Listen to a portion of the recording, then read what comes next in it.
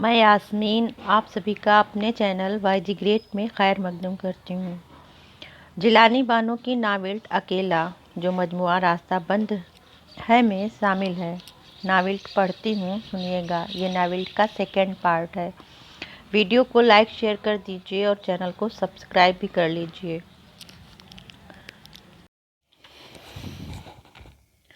फिर एक दिन हमारे यहाँ मिस्टर और मिसेस खान आए तो उन्होंने बातों बातों में मुलीसन से कहा, हमें आपका सूना घर अच्छा नहीं लगता। ऐसे बहुत से लोग तो ये करते हैं कि अपने अजीज़ों रिश्तेदारों में कह दिया कि हमारे यहाँ बच्चा होने वाला है और जाकर बाबा जी के होम से एक बच्चा ले आए। मेरे एक दोस्त ने यही किया था। खान साहब की बातें सुनकर मैं खुशी से उछल पड़ी थी। मेरे सीने में फिर दर्द होने लगा और मैं मुलिसम के पीछे पड़ गई। मैं होम से अपना बच्चा लाऊंगी, मैं होम जाऊंगी। लेकिन मुलिसम मर्द था। वो ऐसे हरामी बच्चों को पालने के लिए काफ़ी सोच विचार से काम लेना चाहता था, मगर मेरे आगे उसकी एक न चली। आज 5 बरस के बाद मैं फिर इसी होम में थी। मेरे चारों तरफ बहुत से बच्चे खेल रहे थे, बातें कर रहे थे और मैं सोच रही थी कहीं उसे कोई ले ना गया हो। उनमें वो कौन सा होगा, जाने वो मुझे मिल भी सकेगा या नहीं। फिर वही पुरानी आया नज़र आई। उसने मुझे हंसकर सलाम किया और मुलिसम की तरफ देखकर बड़े तशवीशनाक लहजे में बोली, क्या फिर? नहीं नहीं, मैंने सहम कर उसका हाथ दबा दिया। ये मेरे पति हैं। और फिर मैं आया का हाथ पकड़कर दूसरे कमरे में ले गई। आया, मैं उसे खरीदने आई हूँ, जिस कीमत पर भी मिले। कहीं वो बिक तो नहीं गया। मुमकिन है उसे कोई ले गया हो। मैं तो अब भूल गई हूँ। रजिस्टर में उसका नंबर और तारीख़ पैदाइश देखना पड़ेगी। फिर वो कहने लगी, बस मुझे इतना याद है कि वो बहुत छोटा था तो आपका बच्चा बहुत खूबसूरत था, मगर बीमार बहुत रहता था। सारी सारी रात रोता था। उसने हमें बहुत सताया। 1 घंटे तक वो रजिस्टर उलट पुलट करती रही। फिर मुस्कुरा कर बोली, अच्छा वो नहीं बिका। वो रहा नंबर 11 खिड़की के पास। मैं बेताबी के साथ उठी और उसके पास चली गई। वो दोनों हाथों से खिड़की की जाली पकड़े बाहर कुछ देख रहा था, चुपचाप, सहमा सहमा सा। दुबला पतला उसकी सूरत से ऐसा लग रहा था जैसे वो अभी अभी अपने आंसू पोंछ कर आया हो। जो आए आंटी को विश करो, आया ने कहा। उसने चौंक कर मेरी तरफ देखा और फिर मुंह मोड़कर खिड़की से बाहर देखने लगा। ये बड़ा जिद्दी बच्चा है, कभी बात नहीं सुनता। सबसे ज़्यादा इसे मारते हैं, मगर ये फिर भी काबू में नहीं आता। एक और आया हमारे पास आकर खड़ी हो गई। ये बहुत छोटा था जब वो 3 बार लोग इसे खरीद कर ले गए। बहुत खूबसूरत है ना, मगर इतना ज़िद्दी और बीमार है कि सब ने इसे वापस कर दिया। मेरे पास आओ बेटा, मैंने आंसू पोंछकर बड़ी मुश्किल से कहा, मगर वो डर के पीछे हट गया और ज़ोर से बोला, क्यों उतार लिया? अब मैं खो जाऊंगा। नंबर के बगैर मुझे कोई कैसे बचाएगा? तुम हमारे पास रहोगे बेटा, अपनी मम्मी के साथ रहना।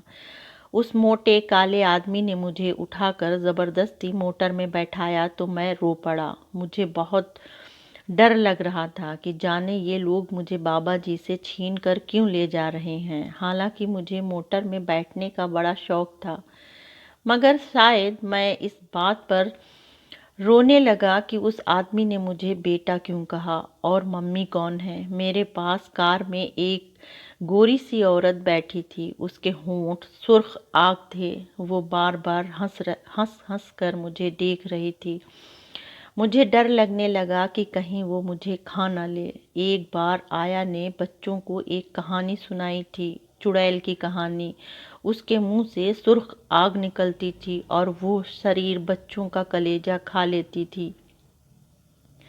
मोटर के धचकों से मोटर के धक्कों से मैं उछल रहा था। तेज हवाओं में मेरे बाल उड़े जा रहे थे। सामने इतनी लंबी सड़क थी जिसका आखिरी सिरा कहीं न था। इतनी बड़ी सड़क पर चलते चलते तो मैं ज़रूर खो जाऊंगा। हमारे आसपास बहुत से लोग कहीं भागते हुए जा रहे थे, साइकिलों पर, मोटरों पर, रिक्शों में, पैदल। मुझसे तो इतनी जल्दी जल्दी कभी नहीं चला जाएगा। आज इतने बहुत से मकान, सड़कें, दरख्त और आसमान जाने कहाँ से आ गए थे। होम की खिड़की से तो आसमान सिर्फ जिंगले तक नजर आता था। 5 ही दरख्त थे वहाँ, और सूरज सूरज लड़कियों के होम के पीछे छुप जाता था। मगर आज मोटर मुझे जाने कहाँ ले जाकर फेंक देगी। कहीं ज़मीन का आखिरी कोना आ जाए। मैंने चौंक कर आंखें खोली। वही काला आदमी मुझे कांधे से लगाए एक मकान के अंदर जा रहा था। पीछे पीछे वही सुर्ख होठों वाली औरत चल रही थी, हंसती हुई। जाने क्यों मुझे ये औरत अच्छी नहीं लग रही थी।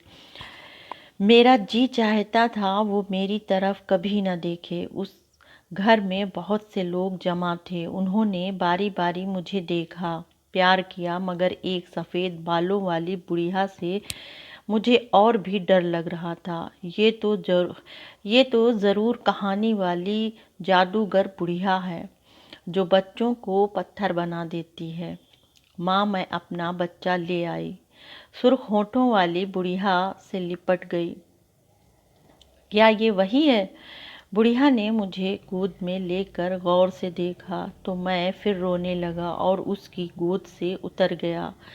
आओ, अब हमारे पास आओ, उस काले मर्द ने कहा। तो मैं डर के मारे दीवार की तरफ मुंह करके खड़ा हो गया। हाय बेचारे यतीम बच्चे, रोते होंगे तो दीवारों से चिमट जाते होंगे। जाने किसने कहा। बड़ी बुरी बड़ी बुरी रखती हैं होम की आयाएं, मार मार के बुरा हाल कर देती हैं। मेरा नंबर क्यों छीन लिया? मैं अचानक रोने लगा। नंबर खो जाए तो आया लकड़ी से मारती है, खाना नहीं देती, बिछौना, रकाबी, गिलास सब छीन लेती है। तुम अब नंबर का क्या करोगे अनिल? आओ, हम तुम्हें बहुत सी चीज़ें देंगे, काले आदमी ने कहा और मुझे गोद में उठाकर अपने कमरे में ले गया। मुझे भी अब ये आदमी बहुत अच्छा लगने लगा था। उसने मेरे लिए बहुत से खिलौने अलमारी में रखे थे, अच्छे अच्छे कपड़े और तरह तरह के चॉकलेट। उसने एक चॉकलेट मेरे मुंह में रखा और पूरा डिब्बा मेरे हाथ में दे दिया। मैं घबरा के आया को ढूंढने लगा। होम देखने के लिए आने वाले अक्सर लोग हमें कोई चीज़ दे जाते थे, मगर आया वो चीज़ें हमसे छीन छीन कर रख देती। फिर बाबा जी आते हैं तो सब बच्चों को नंबरों से पुकारा जाता है, तब वो चीज़ें हमें मिलती हैं। अनिल को दूध पिला दो। वही सुर्ख होठों वाली एक गिलास लिए अंदर आई। क्यों क्यों आज मैं दूध पीऊं? मैं फिर रोने लगा। मेरे हाथ से दूध नहीं पिएगा मेरा बेटा, मैं तुम्हारी मम्मी हूँ ना। क्यों क्यों है मेरी मम्मी? मगर मैं दिल में सोच रहा था कि इस चुड़ैल की बात तो कभी न मानूंगा। ये किसी दिन ज़रूर मेरा कलेजा फाड़ के खा लेगी और इस बुढ़िया जादूगरनी को सिखा देगी कि मुझे पत्थर का बना दे। जाने बाबा जी ने मुझे यहाँ क्यों भेज दिया? मैं होम कब जाऊँगा? मेरे इतने रोने धोने पर भी वो औरत ज़बरदस्ती मुझे गोद में उठा के एक कमरे में ले गई और कुर्सी पर बिठा दिया। सामने मेज़ पर खाने की बहुत सी चीज़ें रखी थीं, मिठाइयाँ, फल और जाने क्या क्या चीज़ें। इतनी बहुत सी खाने की चीज़ें मैंने पहली बार देखी थी। अगर ये सब मुझे खाने को मिल जाए तो अभी खा लूं, मगर मैं चुपचाप बैठा रहा।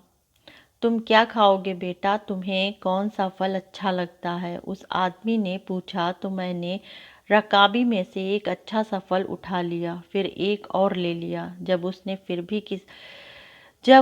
पर भी किसी ने कुछ न कहा तो मैंने चुपके से मिठाई की प्लेट अपने सामने सरका ली और फिर फल गोद में रख कर जल्दी जल्दी मिठाई खाने लगा।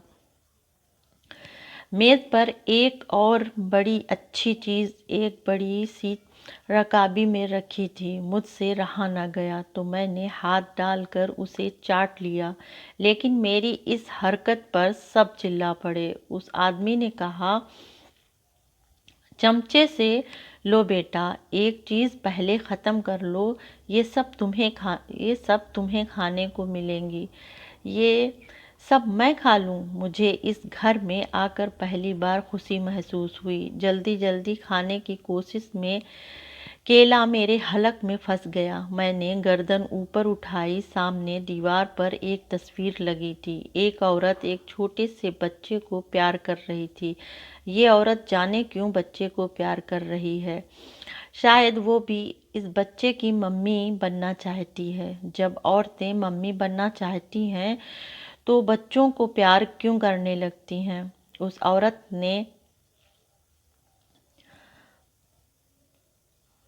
बिस्कुट उठाकर मेरी प्लेट में डाल दिए और बड़े प्यार से बोली, मेरा राजा बेटा कितना भूखा था। फिर मुझे अचानक याद आया कि मैं बगैर नंबर के खाने बैठ गया हूँ। अगर आया ने देख लिया तो मुझे बहुत मार पड़ेगी। बस जल्दी से उठकर भागा, मैं अपना नंबर ले आऊं, नहीं तो आया मारेगी। मगर उस आदमी ने मुझे पकड़ लिया और वो औरत जाने क्यों मेरी बात पर रोने लगी। इन बातों को भूल जाओ बेटा, वो आदमी मेरी मुंह में निवाला देने लगा। अब तुम कभी होम नहीं वापस जाओगे, तुम्हारा नंबर कोई नहीं पूछेगा, तो फिर मैं ज़रूर खो जाऊंगा। मैंने घबरा के कहा, मैं जो हूँ तुम्हारे साथ। देखो तुम्हारी मम्मी ने तुम्हारे लिए कितनी अच्छी चीज़ें पकाई हैं। फिर वो रोती हुई औरत को समझाने लगा, बस करो, तुम्हारे रोने से अनिल घबरा जाएगा। ज़रा उन पत्थर दिल माँओं के बारे में सोचो जो अपनी औलाद को होम में छोड़कर चली जाती हैं। सच कहता हूँ, इन बच्चों को होम में देखकर मेरा तो माँ की ममता पर से एतबार ही उठ गया है। मगर हमारे होम में मम्मी नहीं आती। मैंने उसे समझाया, सब बच्चे आसमान पर से गिरते हैं तो यीशु मसीह उन्हें उठाकर होम पहुंचा देते हैं। मेरी बात पर सबको हंसी आ गई, जाने क्यों। शायद ये लोग मुझे छोटा समझ रहे थे। एक दिन मेरा नेकर फट गया था तो आया ने मुझे अंधेरे कमरे में अकेला बंद कर दिया था। मैं वहाँ बैठा खूब रोता रहा। मुझे अंधेरे से बड़ा डर लग रहा था। मैंने चारों तरफ टटोला तो खुद ब खुद थम गया। मगर जरा देर बाद मुझे अंधेरे में एक चुड़ैल नजर आई। मैं फिर रोने लगा। मैंने चिल्ला चिल्ला के अपने साथ खेलने वाले ओम, जोसेफ, मोहम्मद सबको पुकारा, मगर किसी तक मेरी आवाज़ न पहुंची। शायद आज इन सब को अंधेरे कमरों में बंद कर दिया था। फिर मैं ज़ोर ज़ोर से दरवाजे से सर मार कर रोने लगा और गिर पड़ा। फिर मेरी आँख खुली तो मैं अस्पताल में था। मेरे सर पर पट्टी बंधी हुई थी और एक नर्स मेरी आया से खूब लड़ रही थी। अब कभी मेरा कहना नहीं मानोगे तो फिर इसी तरह अंधेरे कमरे में बंद कर दूंगी। मेरी आया ने गुस्से में कहा तो मैं डर के मारे रोने लगा। बस फिर क्या था, मुझे रोता देखकर अस्पताल की नर्स को आया पर गुस्सा आ गया। मैं तुम्हारे ऊपर एक केस चलाऊंगी, तुम्हारे होम पर एक कमीशन बिठाऊंगी। इतने छोटे छोटे बच्चों पर इतना जुल्म, मैं इस बच्चे को अस्पताल से नहीं जाने दूंगी। मैं और डर गया, जाने सब औरतों को गुस्सा क्यों आता है? बड़ी हमदर्दी है तुम्हें होम के बच्चों से। शायद तुम्हारे बच्चे भी वहाँ पल रहे हैं। देखती हूँ तुम बच्चे को कैसे नहीं जाने दोगी। सब औरतें कितनी ख़राब होती हैं। हमारे होम की तो सब आयाएँ बहुत ख़राब थीं। हमारा खाना खुद खा लेती थीं। कोई बच्चा बाबा जी से शिकायत कर दे तो उसे लातों और घूंसों से मारती थीं। मगर जब बाबा जी आते तो हमें खूब प्यार करती। जैसे आज सुर्ख होठों वाली औरत सबके सामने मुझे प्यार कर रही है, मगर सब चले जाएंगे तो मेरा खाना छीन लेगी, मेरा कलेजा चबा डालेगी, मुझे अंधेरे कमरे में बंद कर देगी। मेरा बस चले तो सब औरतों को यीशु मसीह के पास वापस भेज दूं। एक आया कहती थी, मुझे बाबा जी ने उस काले आदमी के हाथ बेच दिया है। अब मैं कभी होम वापस नहीं आऊँगा। सुबह मेरी आँख खुली तो वही सुर्ख होठों वाली और वो बुढ़िया मेरे पास बैठी रो रही थी। मैं उठकर भागने लगा तो सुर्ख होठों वाली ने मुझे ज़बरदस्ती पकड़कर अपने खुशबूदार सीने से लगाया। मेरे लाल, मेरे बच्चे, मैंने तुझ पर बड़ा जुल्म किया है। मैंने कुछ नहीं किया, फिर मुझे क्यों पकड़ती हो? छोड़ दो, मैं तेरी माँ हूँ। अनिल, मुझे मम्मी पुकार, फिर मैं तुझे छोड़ दूँगी। माँ, माँ क्या चीज़ होती है? मेरी समझ में ना आता। क्यों क्यों क्यों कहूँ मैं तुम्हें? कभी मम्मी नहीं कहूँगा। अब मुझे छोड़ दो। हे भगवान, मैंने बड़ा पाप किया है। बुढ़िया भी अपनी आँख पोंछ रही थी। बेटी, इसे कुछ नहीं मालूम कि माँ क्या होती है, मोहब्बत कैसी होती है। मैंने अपनी औलाद को कहाँ फेंक दिया था। इससे आगे की नावल पढ़ेंगे नेक्स्ट वीडियो में। शुक्रिया। अल्लाह हाफिज़।